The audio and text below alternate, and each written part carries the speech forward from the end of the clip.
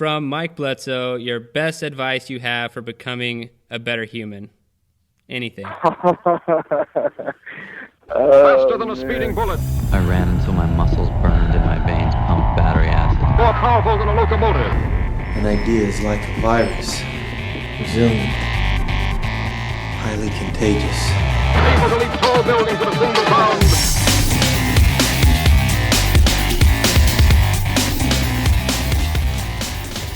And today's episode is brought to you by betterhumanology.com, the free membership website brought to you by Into3 Fitness.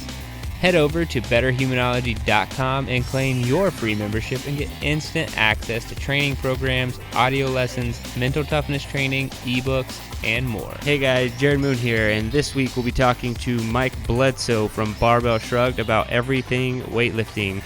We'll be talking powerlifting versus weightlifting, CrossFit and weightlifting, and how to get some good weightlifting done in your garage. And we may even cover the topic of Scotch versus barbells. So let's talk to Mike Bledsoe and see what he has to say about the topic of weightlifting. All right, man. So I'm going to go ahead and get started. And the first question I have for you, is just, tell us your background and what you're doing now. Yeah, so I started training when I was 15 years old. Started learning from Muscle Fitness magazine and Flex magazine, all that type of stuff. So I did that between the ages of 15 and, I say, 18, 19. Also had a little bit of training as a baseball player. Not so great run strength and conditioning program for baseball players. I'd say I probably got more out of my Flex magazines than out of that program. Yeah. Went in the Navy with the intent of being a Navy SEAL. That didn't pan out, but I definitely did a lot of calisthenics, running, swimming. Pretty much train a lot like a triathlete might train, less the cycling. Lots of lifting during that period as well. More bodybuilder style. Left the Navy when I was 24, so I did that between 19 and 24. The next summer in 2006, I discovered the sport of weightlifting. I thought I knew everything about training, but in 2006, I was at University of Memphis, and I decided to take a weightlifting course because it was part of the exercise sport science program, which I was a part of, and I thought it was just going to be boring, like, okay, I already know how to do this stuff. And in 2006, this guy, Dr. Brian Schilling, introduced me to snatch and clean and jerk, and then also just to strength training, like actually training to increase a one-rep max versus, just trying to make muscles as big as possible with 3 sets of 8 or 5 sets of 10 or whatever. Right. So, with the intent of actually increasing a one-rep max. What's funny is up to that point, I actually thought working on one-rep maxes was silly. Because I would see guys doing that in the gym, and, it just didn't make any sense to me. To me, training was about looking good and then also being able to run faster and swim faster and longer. And, all that stuff didn't make any sense. But I've accumulated a good amount of injuries, just overuse injuries from, bad running technique and just overuse, just doing too much of the same thing. So when I discovered weightlifting, it was really hard on my body in some ways, but really refreshing in others. So I picked up weightlifting as a sport in 2006, started competing in 2007. And in 2007, I also discovered CrossFit. I wanted to, when I discovered what CrossFit was, it was actually introduced to me by one of my Navy buddies. He's a SEAL. And he came home for Christmas, and he's like, we're doing this CrossFit thing, and I helped him with the weightlifting side of it a little bit. And 6 months later, I was like, I'm going to take a break from weightlifting. Let me try this CrossFit thing a little bit. And I discovered that CrossFit was a lot of fun. And I wanted to find a CrossFit gym that was in town in Memphis, Tennessee. And I was like, I could find the CrossFit gym in town. And it didn't make any sense to me that there wouldn't be one. But when I went to look for it, there wasn't one. I discovered that CrossFit was actually really new, and there wasn't a lot of them around. There was probably around 100 at the time. So I was like, well, if there's no CrossFit gym in Memphis, we should open it. So we did that, and so I kind of basically had to teach myself a lot of CrossFit stuff. Later going to certifications and seminars and stuff like that, but the weightlifting background helped tremendously, having that proper strength kind of background in the form of Olympic weightlifting.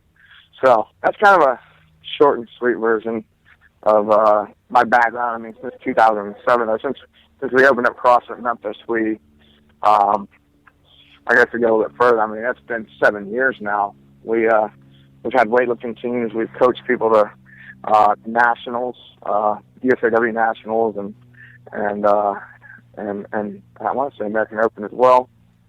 We usually, I guess, we've had more athletes do nationals than American Open, and we started online programs for weightlifting and for CrossFit style stuff, performance programs where we had the athletes do really well. So we kind of handled athletes in person for a while, and we've kind of shifted more towards the online coaching, and we really enjoy it there. Yeah, and you guys are doing a great job. I've had the opportunity to check out your world-class weightlifting and mobility programs, and they are top-notch. A lot of good information in both of those. Oh, thank you, yeah. Yeah, and it sounds like you and I have really similar backgrounds, just the military and then starting kind of muscles for show instead of muscles for... I mean, I kind of did the same thing because I was in the military. I wanted to, be able to, run, swim, and all that stuff. But also, when I saw a guy doing a 1-rep max, I used to say to my friends, like, why is he doing that? Like, what's he training for? Like, why would he do that? It's right. Dangerous, So I had a very similar mindset once upon a time. And now I'm kind of more... definitely in the same lane as you as far as fitness, weightlifting, and all that stuff. I do want to talk a little bit more about weightlifting and its place in other sports. I mean, obviously it has its place in CrossFit, but how do you see it fitting in with people who maybe they're not trying to master weightlifting, but they're training for a sport or cycling, whatever the case is? How do you see adding weightlifting being beneficial to those programs? So when you say weightlifting, do you mean snatch and clean and jerk? Yes. Okay. I think it can be really beneficial, especially if done properly. You're really working on power development when you're working on the Olympic lifts. Honestly, like when it comes to training athletes who are in other sports, I'm not nearly as big a fan of it as I used to be. Yeah. So once upon a time, I was like huge on like, football players need to be doing snatch and clean and jerk, and endurance athletes need to be doing snatch and clean and jerk, and everybody needs to be doing snatch and clean and jerk. And then since I've been training people for a long time, what I've discovered is these guys and girls who are training in other sports have a limited amount of time. So usually, like, they have an hour and a half to dedicate to strength and condition, the strength side of the house, and then they have their sport that they also have to practice for. And so, like, if I have to choose between improving somebody's snatch or their back squat, I'm going to have to go after their back squat, especially if they're weak. So if they're not very strong, I kind of throw the weightlifting in the background. I usually now only introduce weightlifting to people who really just have the desire to do the weightlifting and also have the time. So for most sports, I think it's a pretty low priority unless they just have a lot of time to dedicate to it, because there's just and also if they have the requisite amount of mobility. So a lot of times people are doing snatches, they end up with a hurt shoulder, but that's because they have bad internal rotation of the shoulder, and their ankles and hips aren't very flexible. And again, these are things that can be fixed with squats if the squats are done properly or in a certain way. And so I focus much more on, I would much rather see somebody master the squat and the press and then move on to the Olympic lifts first, than to start introducing Olympic lifts early in their program. So that's kind of where I'm at now. It's interesting because when 5 years ago, if we had this conversation, I would have been so much more the other way. I actually remember getting in like debates with strength coaches that have been around longer than I had been around. And, and they were like, we don't have time for that. And I was like, you should make time for that. So I definitely can see the other side of the coin. Weightlifting is my favorite thing to teach. It's the most rewarding. It's my favorite thing to do. But, again, I think that I only get pleasure in teaching to people who really want to learn it. And so it's just not very high on the priority list. But if someone can fit it into the training, if they've mastered the squat, if they've got good mobility, then introducing snatch and clean and jerk can not only really benefit their training and make them a better athlete overall, but it also gives them something else to master. And so I think that's one reason I love it so much, is because I'll never be perfect at it. So that there's always room to move a little bit better. Even if I'm not putting more weight on the bar, moving the bar faster, my bar path is a little more efficient. I may move the same amount of weight faster and easier. So these are like little things that you can improve upon that may not be just putting more weight on the bar. Okay, and you bring up two interesting points there. You say if we had this conversation 5 years ago, it may have been a different conversation. So I kind of want to get your opinion on the difference, your differing opinion on kind of powerlifting as a sport and weightlifting as a sport. Do you think that people starting out, say they even have a little bit of strength, do you think they should focus more on the powerlifting, like the bench press, the squat, and the deadlift before, for a long period of time before switching over? And I'll save my second question, but you kind of sparked two right there. I want to know more about. Yeah, I don't really train any powerlifters. I'm friends with them. I lift beside them. I've competed in powerlifting myself, but for me, the Olympic lifts have been, more of a passion of mine. And doing anything powerlifting has always been the end result in my mind is how can this improve my snatch and clean and jerk. Being able to squat, 500 pounds is very attractive, but not nearly as attractive as being able to snatch 300.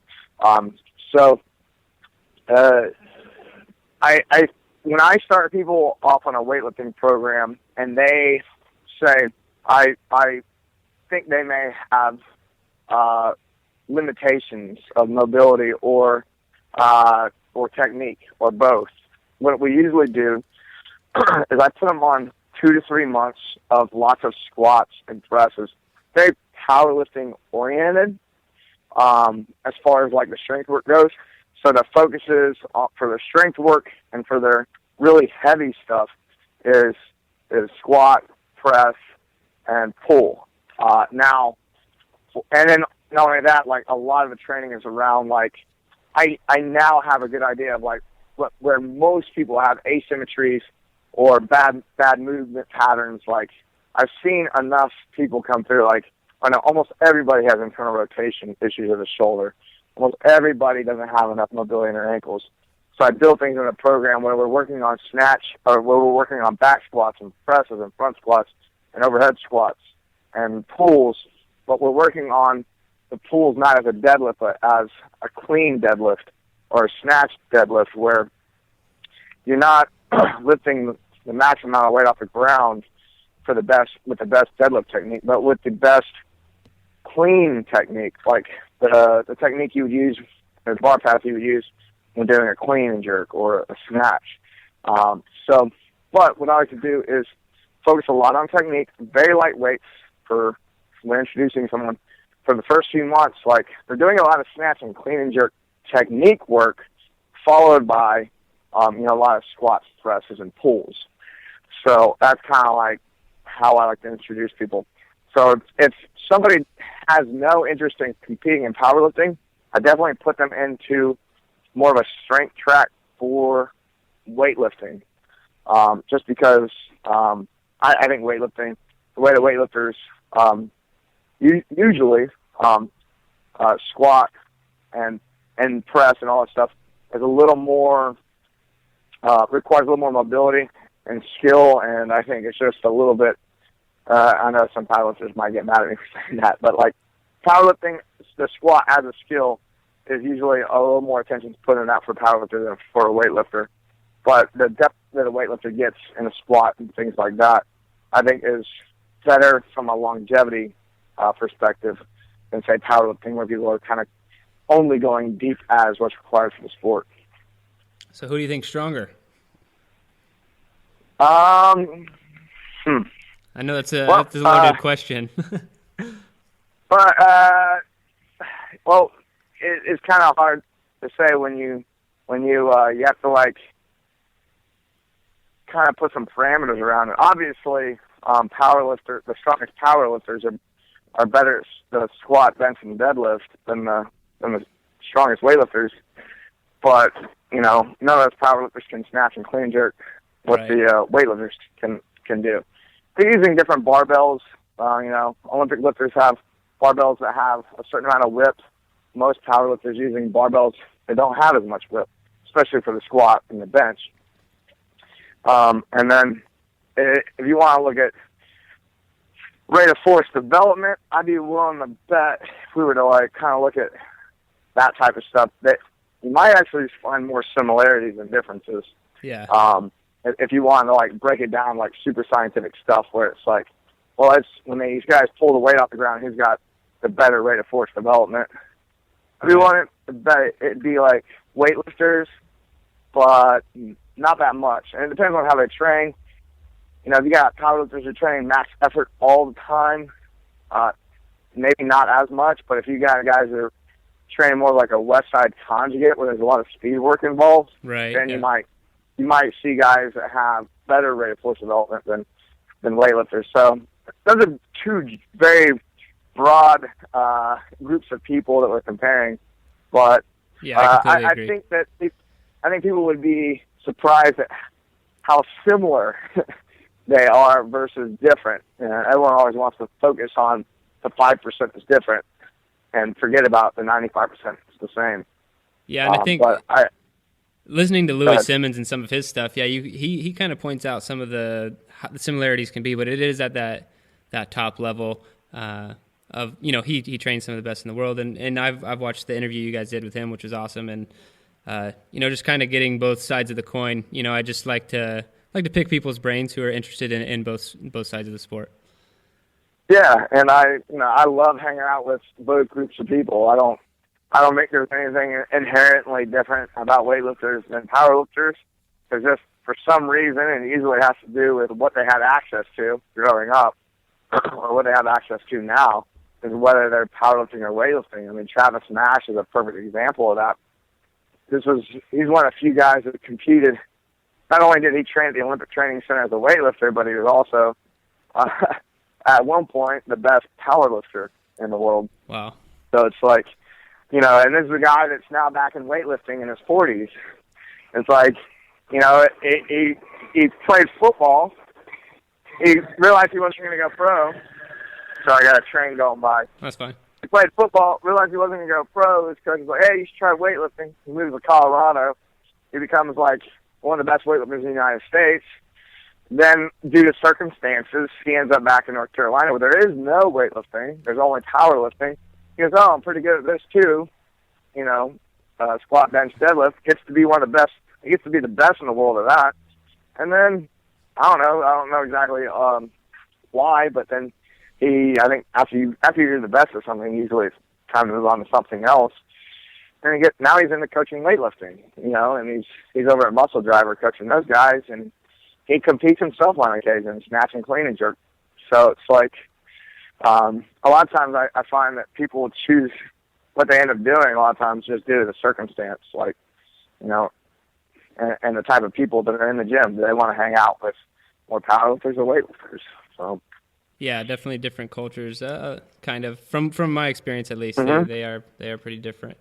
It is different, yeah. So, I mean, does that? But again, there's more similarities than differences, and people love to focus on the differences. Yeah.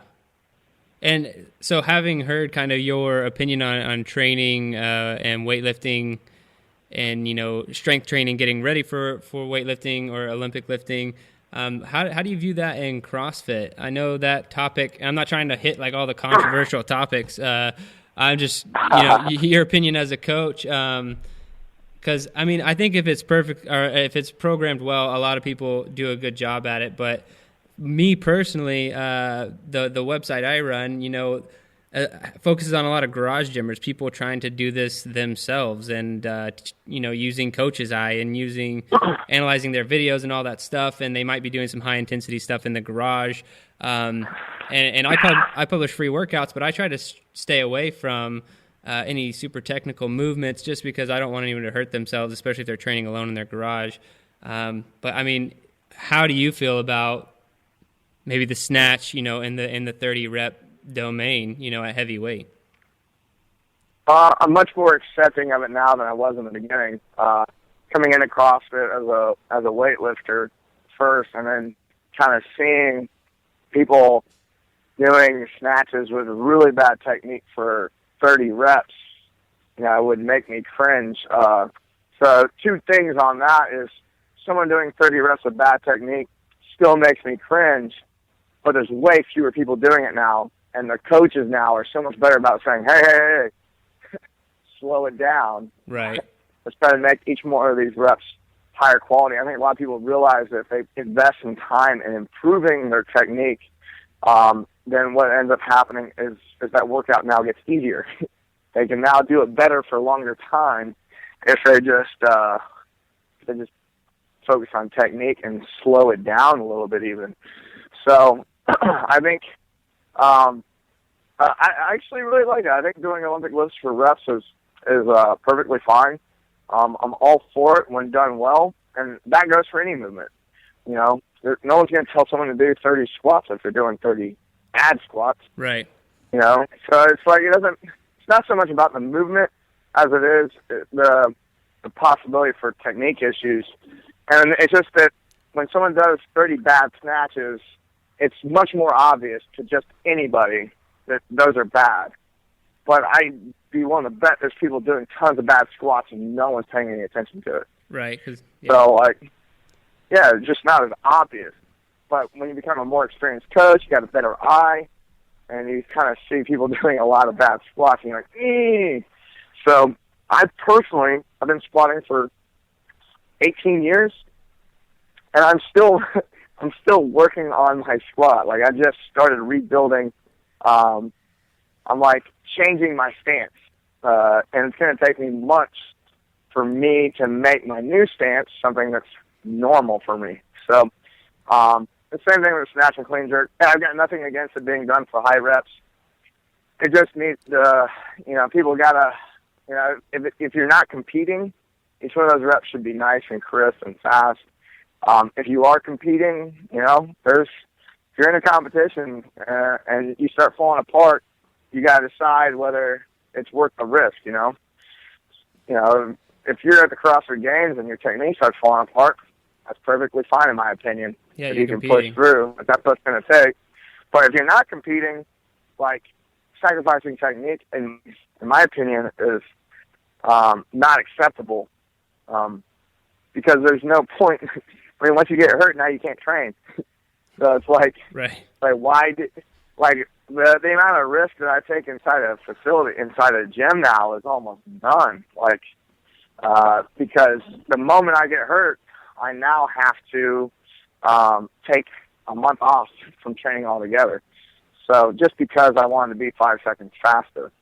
So now I'm much more willing to add 5 seconds to my score or lose some points off of my AMRAP than get hurt and not being able to train for the next week or something like that. So I'm really glad to hear you say that, because sometimes I feel I don't know if I'm losing my mental edge or if I'm just getting smarter. It's hard for me to tell sometimes when I'm in the gym. I'm like, no, you know what? I'm just going to move a little bit slower, make sure it's perfect.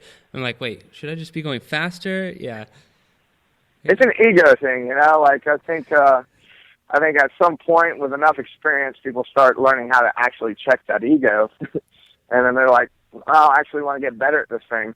You know, and if you want to push conditioning to the brink of failure where you're falling apart, I think sled work is great. Running hill sprints. There's a lot of things to do with kettlebells where, like, you know, the technique starts breaking down and you can, you know, a couple swings in you can stop. Even with just the barbell, you know, I think learning to shut it down before it just gets too nasty.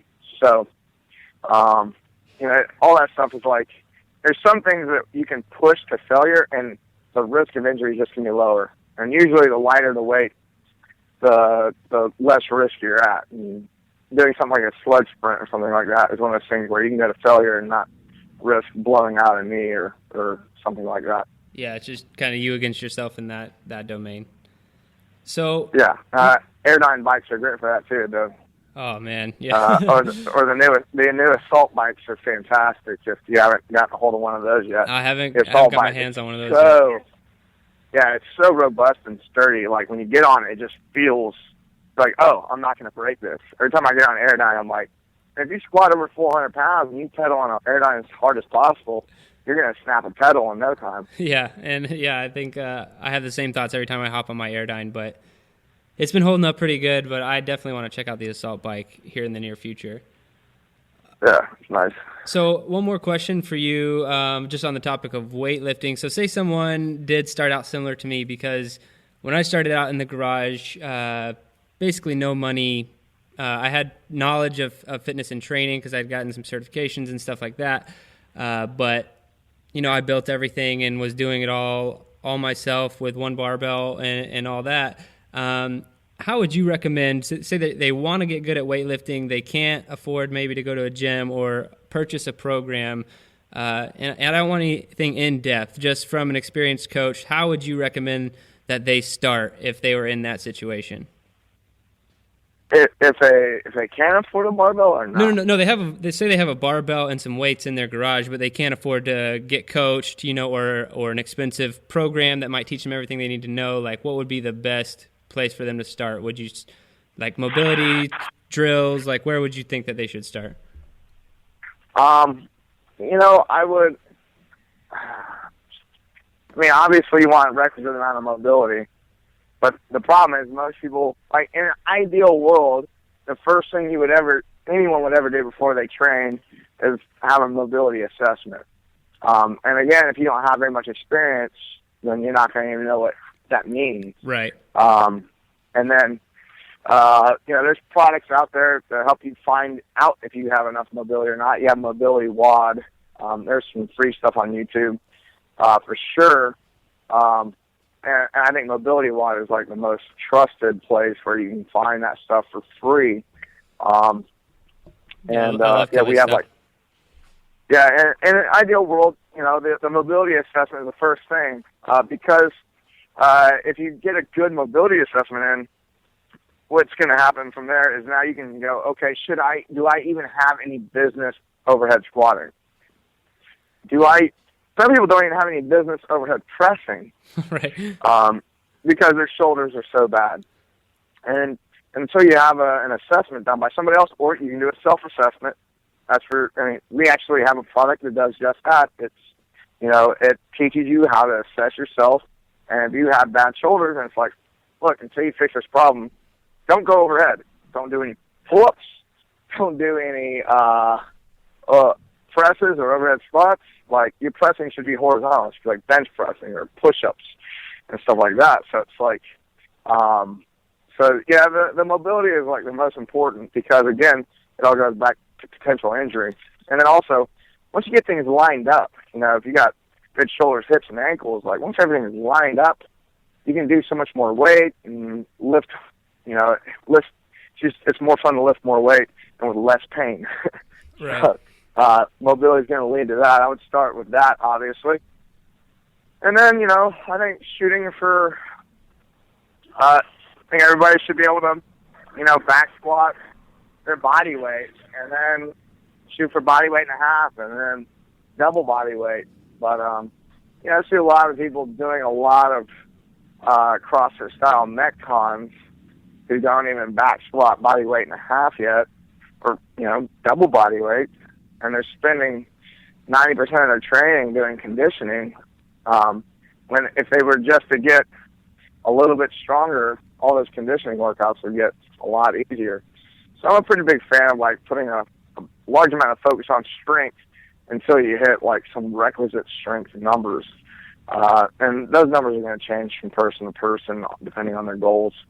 If somebody wants to compete or go to regionals for the CrossFit Games at some point, we all know you need to be squatting probably 450 plus if you're a guy. Right. There's no, but if that's not what you want to do, then maybe you only need to be squatting, double body weight. Say you're a 170-pound dude, back squatting 340 is good. Yeah. So. All right, man. Well, I really appreciate that. I think we covered weightlifting. So what I'm going to move next is what we call the Quickfire Questions of the show. So I got like 5 questions I ask every guest to. Well, I threw in a special question for you, but questions I ask every guest to kind of get your opinion on a few things. You can answer quickly, give an explanation. 100% up to you. All right, you ready? Uh-huh. All right, the hardest workout you've ever done. Hardest workout I've ever done.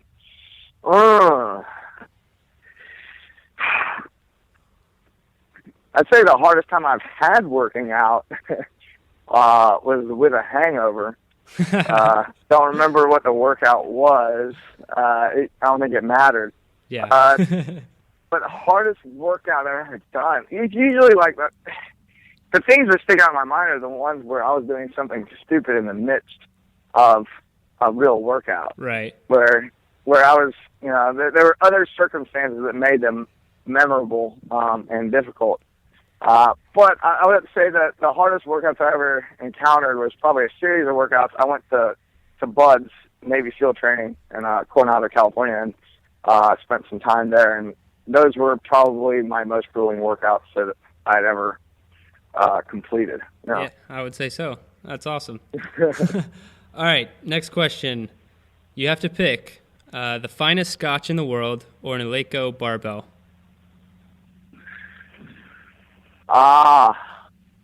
Eleiko barbell. Nice pick. All right, in your opinion, what's the best activity for building mental toughness? Best activity for building mental toughness. I don't know if I can pick a single activity. I think building mental toughness is something that you wake up every day deciding to take the hard path versus the easy path. The path that everyone is always taking is the path that you probably should not take. And I think that mental toughness, I've done some mental toughness exercises with people. I've hung out with Mark Devine of SEAL Fit, and he has some things, box breathing. There's these exercises you can do, but I think the best way to have mental toughness is to be conscious of your choices that you make every single day. And you should always be checking in with yourself if you're making the easy choice because it's easy or if it's because it's right. And I think that the best way to lead to that a lot of times can be just meditation, which can lead to a higher awareness of your choices, and then being aware of your choices and then making the right decisions, which are usually the hard ones. And if you can make one hard decision every day towards being, moving in the right direction, then I think that that's the best way to move towards mental toughness. I love that answer. All right, if you could train with any significant figure in history, who would it be and why? If I could train with any, probably Leonidas. Like it, yeah. Obvious reason. Yeah. All right, and I think I may already know the answer to this question, but if you could only have one piece of equipment to train with for the rest of your life, what would it be? One piece of equipment to transport. Wow. I'm gonna have to say the barbell. All right, yeah. I wanted it to be something else. I really did. I was like, is that the easy answer or is that the right answer? Yeah. I was like, you know what? Barbell is what I spend most of my time with for strength work, and I think that that is what I'll probably keep doing until the end of time. All right, man, and this is the last question. This is the most important question of the show, since this is the Better Humanology podcast. It's all about becoming a better human, any way, shape, or form. So from Mike Bledsoe, your best advice you have for becoming a better human? Anything. Oh, man. Let's see. My best advice is to invest in yourself. I think there's a lot of personal development courses out there. There's a lot of people that sell personal development, and I remember I used to see people selling something, and it'd be like $5,000 for this week of this, and I'm like, man, that is such a scam. It was like, I used to see that stuff and think it was silly. But over the last few years, I've been sucked into some of those programs. People will sell themselves as like improving your business, and then they also sneak in like that personal development stuff. I would say signing up for weekend development seminars and stuff like that, where you're surrounded by a lot of other people who are also trying to get better. We always say on our show, you'll be the average of the 5 people you hang out with most.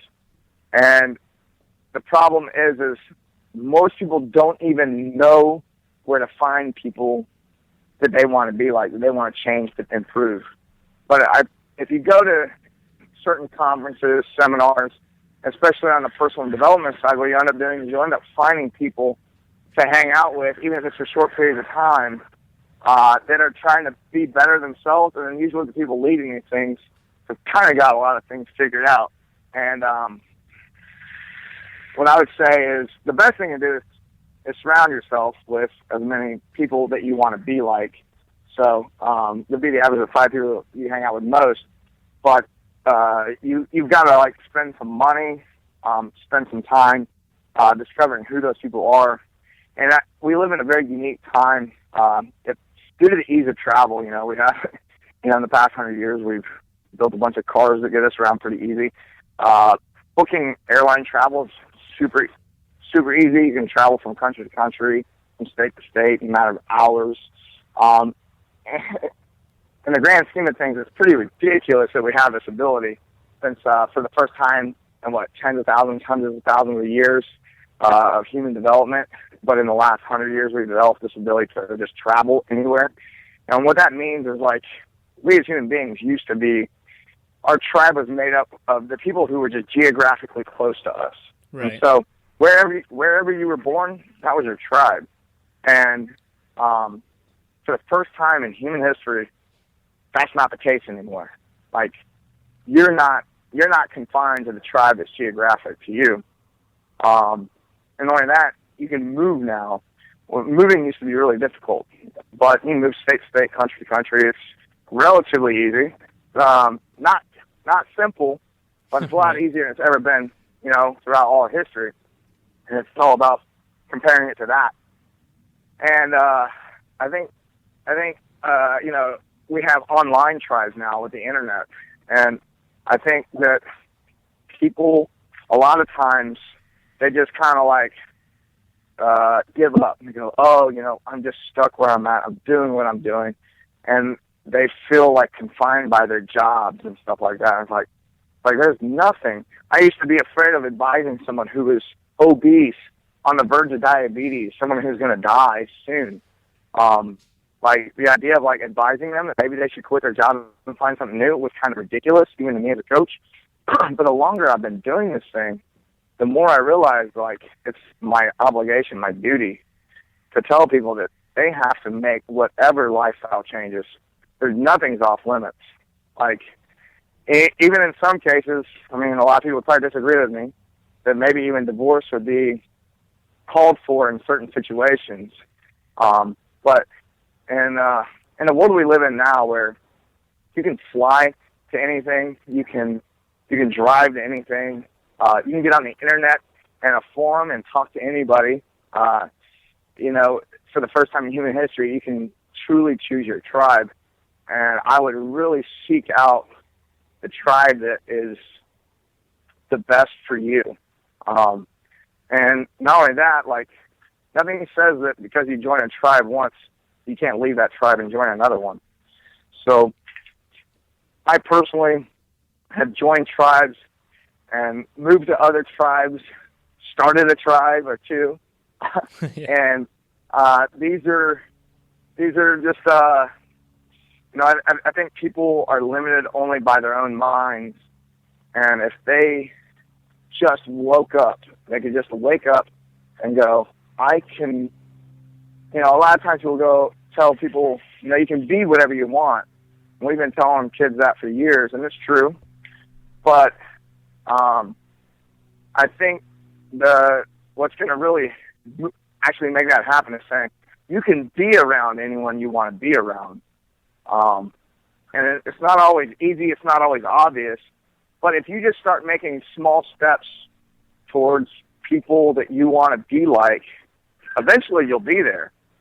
That's happened for me. I've seen people who are like, oh, I really like what they're doing. I like how they do it. And then anytime they have anything going on, I sign up for their thing. You know, if they have an online program, if they have a seminar, if they have a conference, I don't even worry about what it's about. All I know is I want to be around that group of people, so I just sign up and go. I've emptied my bank account several times over, to where I went from like having thousands of dollars in my bank account to $0 just so I could go to a conference. That's happened more than once. Wow.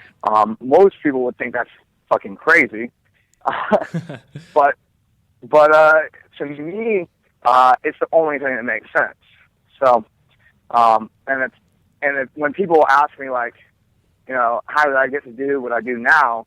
Well, it's things like that got me to be able to live the life I live now. Is just, you know, when I see the opportunity, I take it. If that means emptying my bank account and not knowing how I'm going to pay rent the next month, that's how it has to be.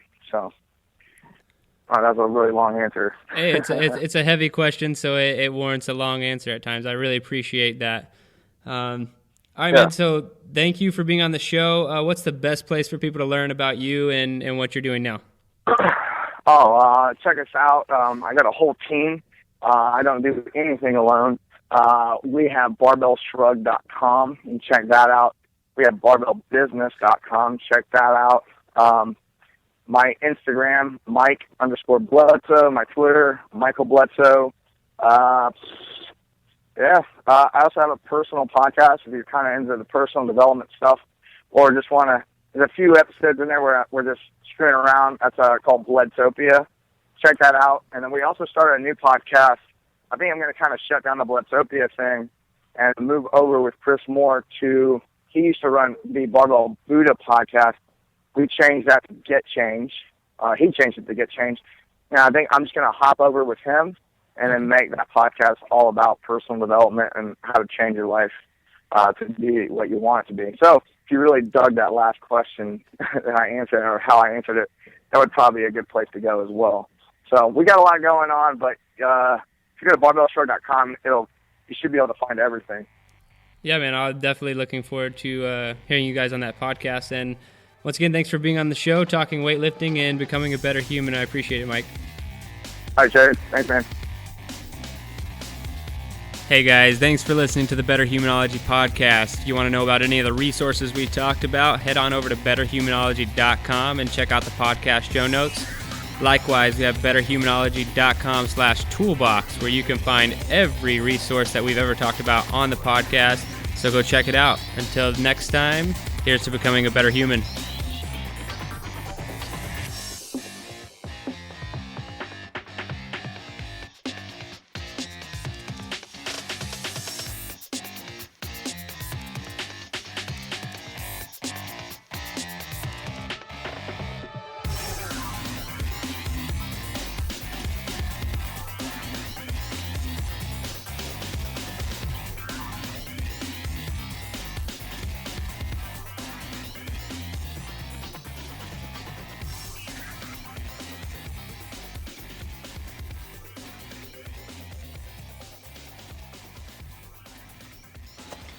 Your best. Losers always whine about their best.